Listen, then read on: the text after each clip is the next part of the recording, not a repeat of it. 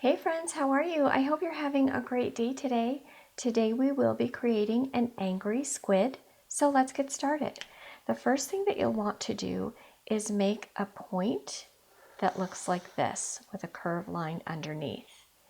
A point with a curved line underneath. Now we're going to come in a little bit like this with a curved line. And then the bottom part is going to be some slanted lines. And then we are going to close that up, just like that. Now the next step is going to be to make our angry squid's face.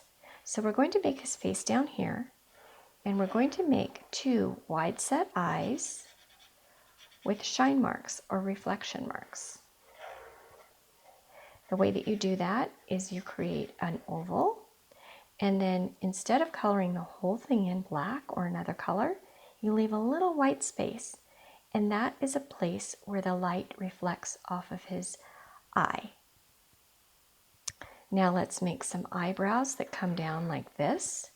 This really makes our squid look angry. And then we're going to make a mouth, a straight mouth, not a smiling mouth, because he is going to be angry. The next thing that we're going to do is we are going to make some tentacles coming down from the bottom. Let me show you how I like to make tentacles.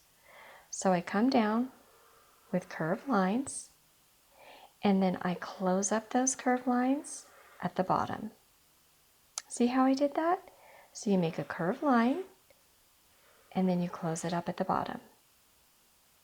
You can make long ones. You can make shorter ones.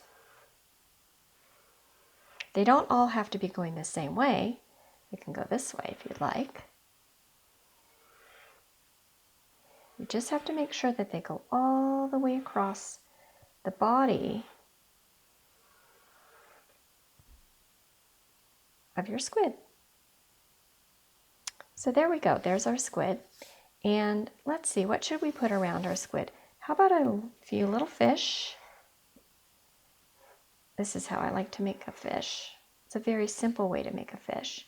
So you make a straight line and then a curved line like this. I like to make my fish go either way. They can be looking to the left or they can be looking to the right.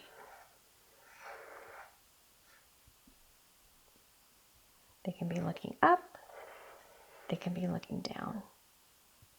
It's up to you how you'd like to make your fish.